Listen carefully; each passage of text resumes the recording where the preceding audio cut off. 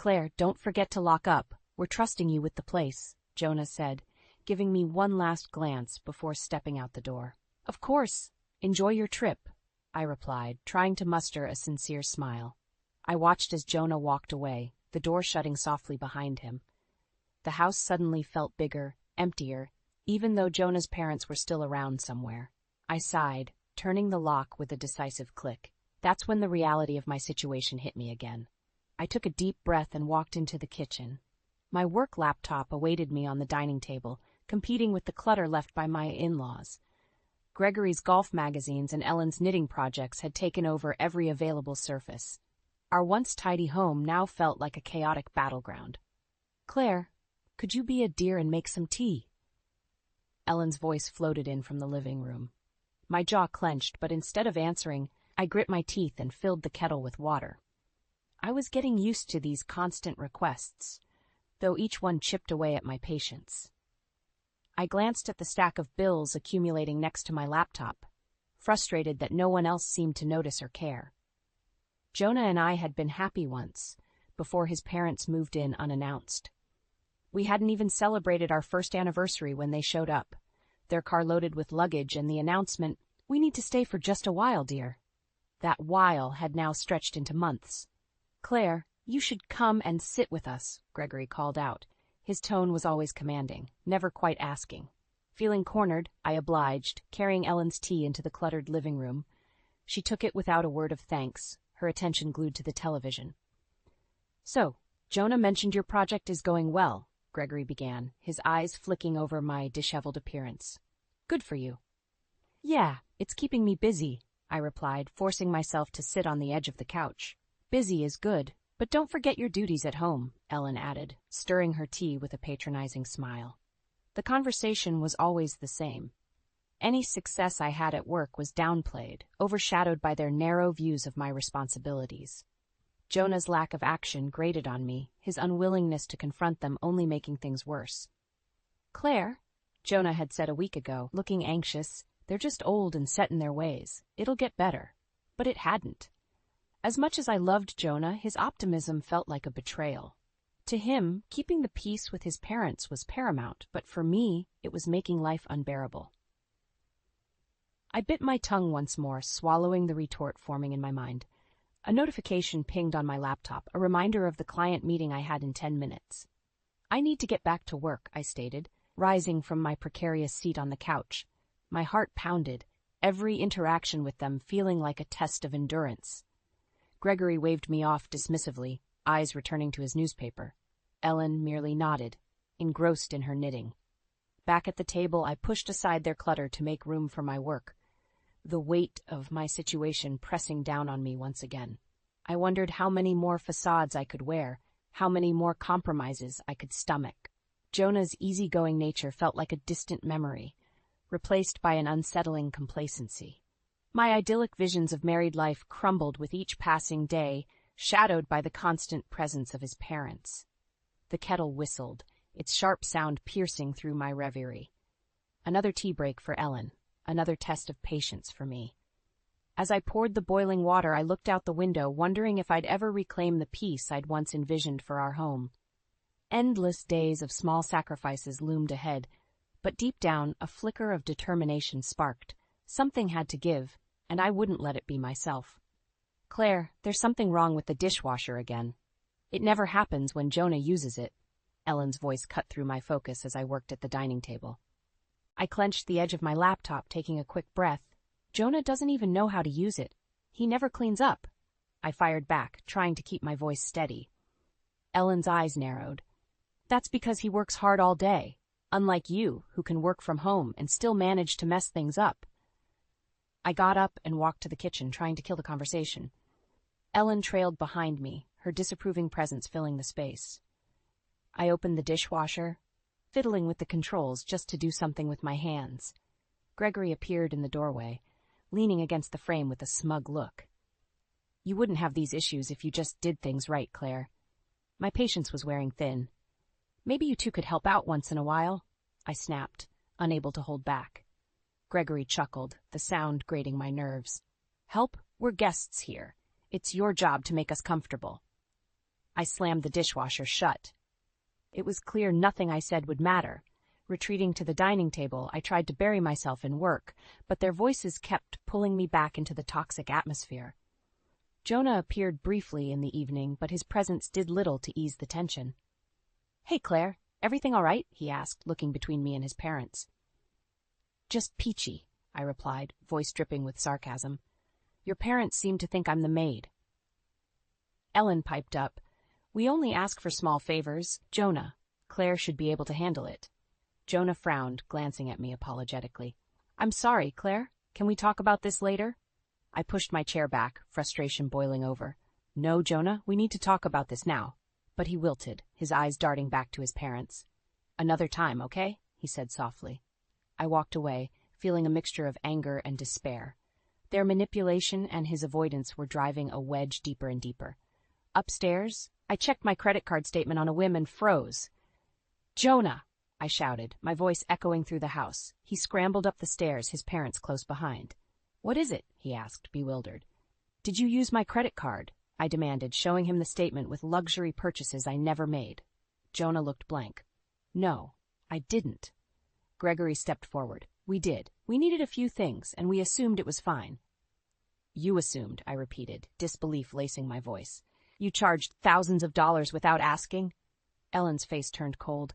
"We're family. What's yours is theirs, too." "No," I said, shaking with fury. "That's not how this works." I threw the credit card on the bed, fighting a scream. Jonah looked helpless, his face pale. "I'll talk to them, Claire. I promise." I backed away, disgusted. "Promises mean nothing if you don't act on them, Jonah," I said, storming out of the room, leaving them to stew in the mess they created. Their voices continued downstairs, but I tuned them out, feeling more isolated than ever. I needed a plan, something to reclaim my life. That's when a burning resolve started to form. Enough was enough. It was high time things changed, and I was going to make sure they did. Days blurred together as I threw myself into work. Projects piled up, deadlines loomed, but I found a strange solace in my tasks. Each design, each client meeting kept me away from the chaos at home. My colleagues noticed my dedication to the job, offering words of encouragement and praise. "Claire," Ryan said, leaning on my cubicle wall, "you're on fire lately. How do you do it?" "It's called survival," I joked, though a part of me meant it. Ryan laughed. "Well, keep it up. Management's noticed. I wouldn't be surprised if there's a promotion in your future." His words lit a small spark of hope. At least one part of my life was under control. Back home, things were as unbearable as ever. Gregory and Ellen's dominance grew stronger by the day. They moved my belongings without asking, filled the house with their things, and hovered over every aspect of my life. It was suffocating. One evening, I came home to find Ellen rearranging my office. "Ellen, what are you doing?" I asked, my voice strained from a long day. "Your space was too cluttered." "I'm organizing it," she replied nonchalantly. My jaw clenched. "I like my things where they were." "Well, it's better this way," she insisted, not bothering to pause. At dinner, the conversation turned acidic. "Claire, maybe you should take cooking classes," Gregory suggested with a smirk. "Your meals could use some improvement." I stared at him, wondering how he could be so condescending. "Maybe you should appreciate the fact that I'm cooking at all." Gregory chuckled, turning to Jonah. "See, son, this is what I mean.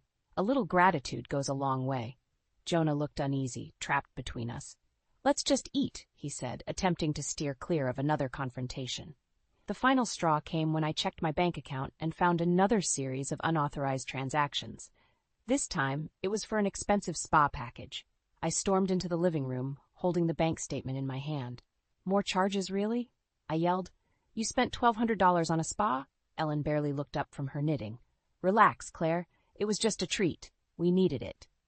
"You needed it? How about asking before using my money?" I spat. Gregory looked up from his newspaper, unfazed. "This isn't all your money, Claire. We're family." "No, this is theft," I countered, my voice shaking with rage. The tension in the room thickened. Jonah stepped in, trying to mediate. "Claire, we'll sort this out, right, Mom? Dad?" Ellen and Gregory shrugged, clearly not taking it seriously. Jonah's attempts to placate me only deepened my feeling of betrayal. I left the room, retreating to my work once again, using it as my only escape. Then the promotion came. Management called me in. offering me a senior graphic designer role. The additional workload meant more time at the office, and I clung to the opportunity like a lifeline. I spent longer hours at work, enjoying the camaraderie of my colleagues and the satisfaction of my achievements. At home, I distanced myself, focusing on my future. The bitterness I felt towards Jonah and his parents grew, fueling my determination to take action. Late one night, as I walked through the empty office, Ryan found me packing up. "Big plans for the weekend? More work," I admitted. "Keeps me sane." He nodded. "If you ever need to talk, you know where to find me." His support gave me a momentary reprieve, but I knew my real battle lay ahead. It was time to reclaim my life, no matter the cost. I started to outline my next steps, every small detail fueling my resolve. I opened the front door to find a note taped to it. "Gone for a week, back soon." It read in Ellen's flowery handwriting. My heart sank and then spiked in anger. They hadn't mentioned any trip, let alone asked for permission to leave like this. My mind raced with possibilities, but one thing was certain: I was done being their doormat. I walked inside, each step echoing through the empty house. The kitchen was a mess, unwashed dishes piled in the sink, crumbs scattered across the counters. The living room was no better. The TV was left on, magazines were strewn everywhere, and Ellen's knitting needles lay tangled on the coffee table. "Unbelievable," I muttered, grabbing a trash bag. As I worked my way through the house, I spotted my credit card bill on the dining table. My hands trembled as I opened it, each charge feeling like a slap in the face. My eyes widened, seeing several $1,000s spent on their spontaneous trip. I dialed Jonah's number, fury boiling inside me. "Hey, Claire," he answered, sounding oddly relaxed. "Where the hell are you?" I demanded. We decided to take a quick trip to Las Vegas," he stammered. "I thought I told you." "No, you didn't," I hissed. "And you used my credit card again." "Claire, it's not like that," Jonah tried to explain, but my patience snapped. "You took them on a vacation with my money while I'm here working my tail off?" I shouted. Silence followed on his end, an indication of his usual avoidance strategy. "You know what? Enjoy your trip," I said icily, and hung up. Alone in the house, my rage fueled my next steps. I called a lawyer first thing in the morning. "I need to discuss selling a house," I said, setting an urgent appointment. Next, I contacted a real estate agent. "I want the house on the market immediately." I instructed. "How fast can we move?" "With the current market, pretty quickly," the agent replied. "We'll start the paperwork right away." I spent the next few days stealthily packing my belongings. I didn't want to leave anything to chance. With each box taped up, my resolve strengthened. I also found a small apartment downtown, perfect for a fresh start. The sense of reclaiming control over my life was exhilarating. I walked through each room of the house, making mental notes of what to take and what to leave behind. The thought of selling everything they had taken over was the sweetest form of revenge. Jonah tried calling several times, but I ignored each one. I needed clarity, and his excuses only fogged it up. Every box packed was a step closer to my freedom, and a step farther from the prison my home had become. With everything organized and the house ready for sale, I spent my last night there. It felt surreal, like shedding an old skin. The space was empty, just like the emotional void left by Jonah and his parents.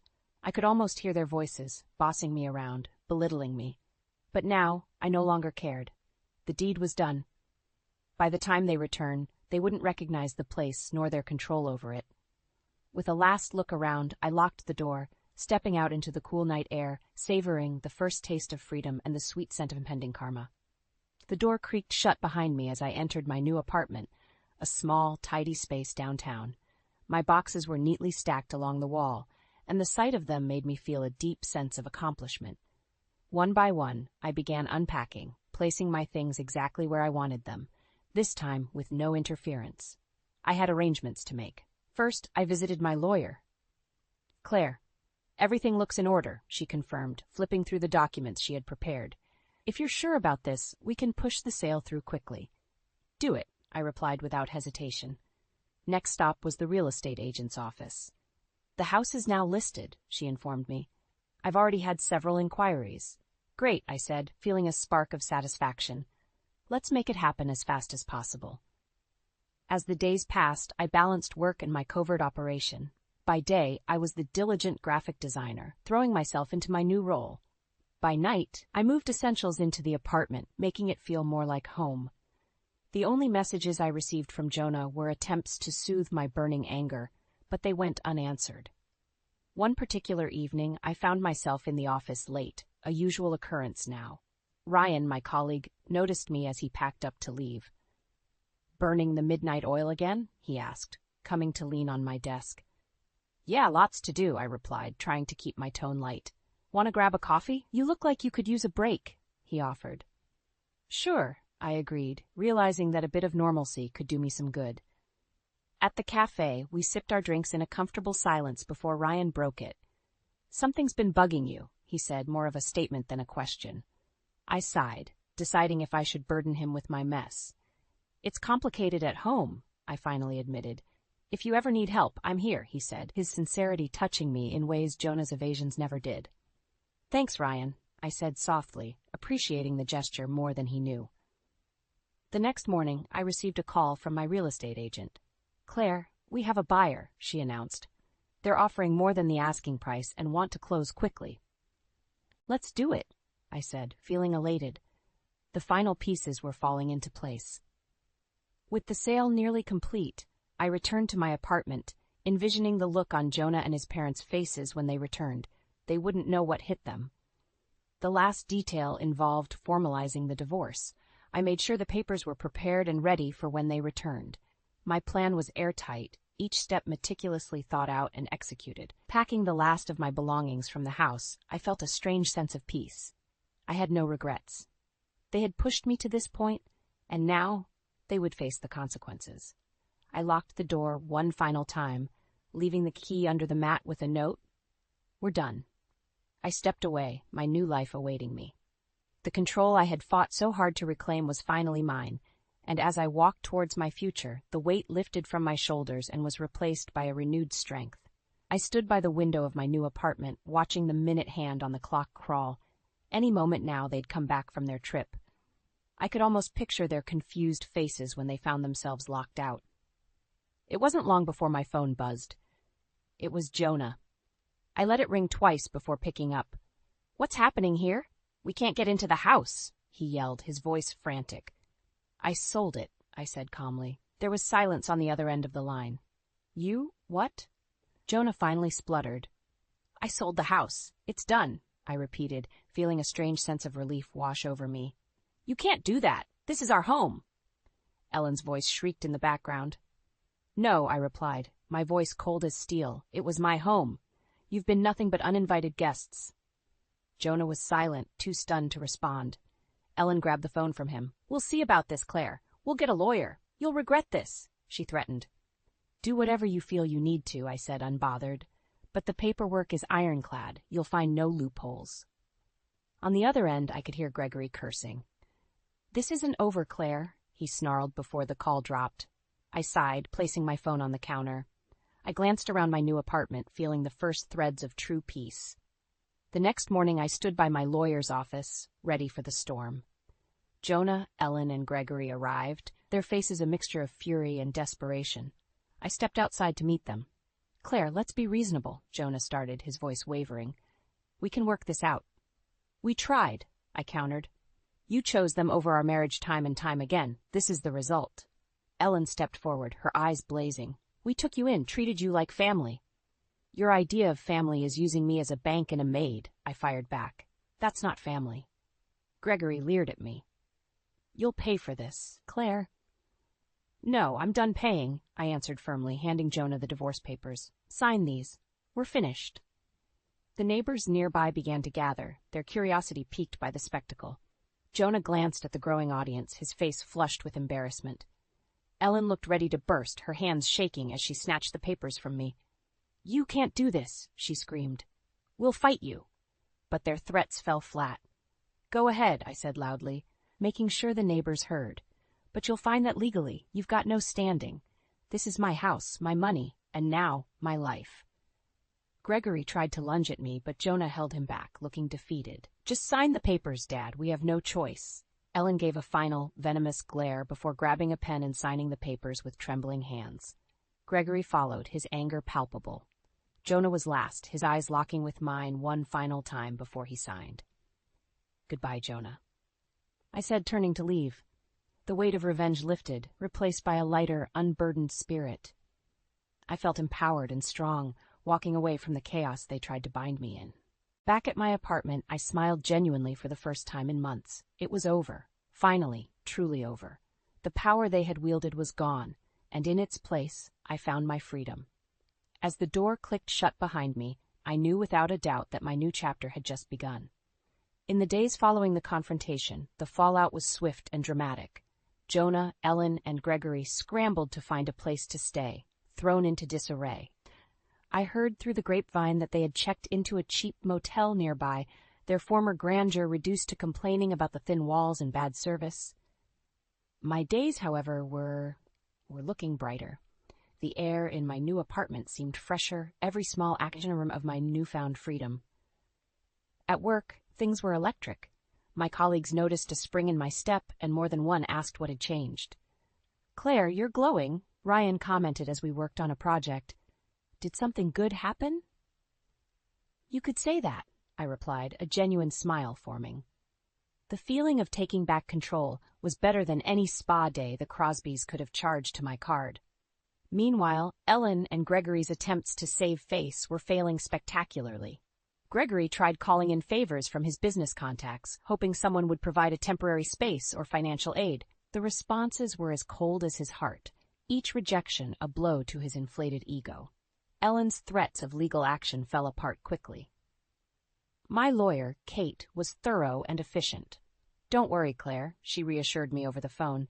"They have no grounds to stand on. You made sure of that." Their public disgrace brought a strange satisfaction. The neighbors talked in hushed tones about the family who had been so unceremoniously evicted. Each muttered word was a victory for me. The old me would have felt guilty, but no more. I was done with feeling sorry for them. Ellen, ever the instigator, couldn't resist calling me. "This isn't over, Claire. You'll pay for humiliating us," she spat through the phone. I chuckled, the sound surprising even me. "Ellen, your threats are empty. Move on." "I have." Click. I hung up, feeling lighter. Ryan, who'd overheard my side of the conversation, raised an eyebrow.